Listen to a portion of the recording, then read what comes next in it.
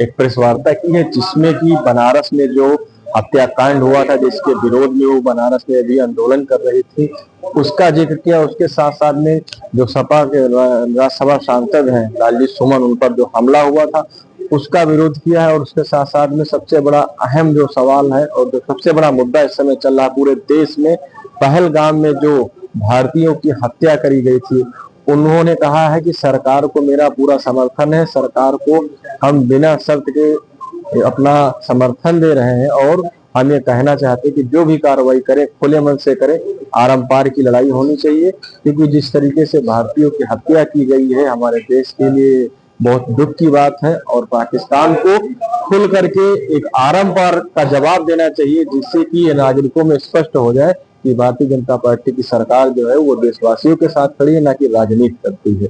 इस तरीके की और खबरों के लिए बने रहे प्राइम भारत न्यूज के साथ। वाराणसी में कल आप प्रदर्शन 2 दिन पहले आपने किया, आपके मुकदमा भी दर्ज हुआ, क्या मामला था और इस कार्रवाई को कैसे देखती हैं, आपने मुकदमा दिखाते हैं? देखिए, बनारस की धरती पर हम परसों थे और वहां पर दिन दहाड़े एक विद्यालय में उसी विद्यालय के छात्र को उसी विद्यालय के संचालक एक लाइसेंसी रिवॉल्वर से दिन दहाड़े गोली मारकर उसकी हत्या कर देते। 22 तारीख की यह घटना है और आज हम 28 तारीख में बैठे। अभी तक वो विद्यालय जहां अब विद्यालय होने के मानक ही पूर्ण नहीं होते, जहां पर दिन दहाड़े उसी के छात्र की हत्या हो जाती है, वो विद्यालय आज भी सुचारू रूप से संचालित हो रहा है। तो हमारा सवाल ये है कि अब तक वो विद्यालय धराशायी क्यों नहीं हुआ, अब तक उस विद्यालय की मान्यता खत्म क्यों नहीं की गई और उसको सीज क्यों नहीं करा गया। जिस विद्यालय में ये कांड होता है उस विद्यालय का जो प्रबंधक है और जो संचालक है उसकी गिरफ्तारी अभी तक क्यों नहीं हुई, एफआईआर में उनका नाम क्यों नहीं है। और ये सवाल कानून व्यवस्था के साथ साथ सामाजिक व्यवस्था के साथ साथ सरकार पर भी है। और क्या ये इसका कारण ये है कि जो व्यक्ति उस विद्यालय का संचालक है वो उस क्षेत्र के सांसद नरेंद्र मोदी का निकटस्थ है, उसको सत्ता का संरक्षण प्राप्त है, और क्या इसीलिए पुलिस अब बैकफुट पे खड़ी हुई है। हमारा प्रदर्शन इस बात को लेकर के था कि ओबीसी समाज के एक लड़के को जो हमारे भविष्य का कर्णधार है दिन दहाड़े गोली नहीं मारी जा सकती। और ये समाज इतना निकृष्ट नहीं है और उसके खून का उबाल अभी भी इतना खत्म नहीं हुआ है कि हमारे भविष्य को, जहां पर हम अपने भविष्य को पढ़ने के लिए भेज रहे हैं, उसी परिसर में आप दिन दहाड़े गोली मार दें और हम कार्रवाई होगा, न्याय होगा, इसकी गुहार लगाए घर पे शांति से बैठे रहे। कानून व्यवस्था उत्तर प्रदेश की कैसी देखती हैं आप? सांसद पर आरोप लगा रही थी। देखिए, निसंदेह जिस क्षेत्र में हुआ है उस क्षेत्र का सांसद श्री नरेंद्र मोदी के संरक्षण में वो व्यक्ति है, और अगर संरक्षण में वो व्यक्ति है तो वो ये कैसे भूल रहे हैं कि अहम सवाल है कि उनका जो दायित्व है वो बनारस की जनता के प्रति है। बहुत आक्रोश है और हमारे ऊपर जो मुकदमा लगाया गया, हमको जो गाली दी गई, हमारे साथ जो मिसबिहेव किया गया, जाति सूचक बातें की गई, वो मैं आपके माध्यम से वो तमाम चीजें जो इस सूबे के सबसे बड़े पुलिस अधिकारी हैं डीजीपी, उनको आपके माध्यम से वापस करती कि वो अपनी छाती पर जितने मेडल लगाए हैं उनके अंदर इतना हिम्मत नहीं है कि बनारस के सांसद जिसको संरक्षण दे रहे हो उस व्यक्ति के खिलाफ वो कार्रवाई करते हुए उसको जेल में ठूंस सके।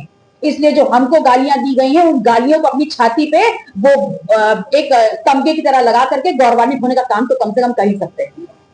पहलगाम में आतंकी घटना हुई, उसके बाद अब राजनीतिक मोड़ ले चुका है, तमाम पोस्टर जारी हो रहे हैं, तमाम राजनीति के उसमें राजनीतिक बयान आ रहे हैं। ऐसे राजनीतिक बयानों से आप कैसे देखती हैं और जो घटनाक्रम हुआ उसको? देखिए, पाकिस्तान में जो भारत की सीमा पर जो घटना हुई है पहलगाम में, निसंदेह वो राजनीति से परी। उससे इस देश का 135 करोड़ जो जनसंख्या है, हर देश का राजनीतिक जो दल है, जो लोग हैं, वो सभी आहत हैं, दुखी। प्रशासनिक सीमा में हमारे नागरिकों का खून बहा और ऐसे में भारतीय जनता पार्टी की सरकार से 135 करोड़ लोगों की तरफ से, अपनी तरफ से, समस्त राजनीतिक दलों की तरफ से कहना चाहती हूँ कि हम सब का बिना शर्त आप लोग को सहयोग, समर्थन और अधिकार प्राप्त है कि आप कड़ी से कड़ी कार्रवाई करिए जिन्होंने ये आतंकवादी घटनाक्रम को अंजाम दिया है। और पाकिस्तान के खिलाफ आर पार की लड़ाई होनी चाहिए और परिणाम सामने आने चाहिए ताकि ये नजीर बने लोगों के। मुकदमा दर्ज हो गया है, ये लोकतांत्रिक व्यवस्था में लोगों को अपनी बात कहने का अधिकार है, सवाल पूछने का अधिकार है। तो क्या गलत किया है नेहा सिंह राठौर ने? लालजी सुमन पर कल हमला हुआ, गाड़ियां आनी शुरू स्टार्ट हुई, उसके बाद इस हमले को कैसे देखती है और करणी सेना ने इसका वो लिया है कि हमले करो? निसंदेह इस घटना पे बहुत चर्चा होनी चाहिए। ये वही रामजी सुमन जी हैं जो राज्यसभा जब चुनाव लड़ रहे थे तो उनके लिए हमने बात कही थी, हमने अपना वोट भी उनको दिया था, और उस दौरान तमाम जो लड़ाई हुई थी, विवाद हुआ था, आप सब उसके गवाह हैं। हमको संदिग्ध भी किया गया था, गद्दार भी कहा गया था। लेकिन उन तमाम चीजों को परे रखते हुए जब उनको खुले तौर पर चुनौती दी गई और उनको यहाँ पर बहुत बड़ा बुरा कहा गया, उस वक्त भी राजधानी की इन सड़कों पर उतर करके हमने विरोध प्रदर्शन किया था। और माननीय सुमन साहब ने उस वक्त भी हमको फोन करके धन्यवाद कहा था, और मैंने उनसे कहा था कि धन्यवाद की आवश्यकता नहीं है, हम प्रतिबद्ध हैं इस प्रकार के शोषण के खिलाफ, और उस लड़ाई में हम उनके साथ तब भी थे और आज भी उनके साथ जो हुआ है, हम और हमारा पूरा संगठन, अपना दल उनके साथ पूरी मजबूती से खड़ा है।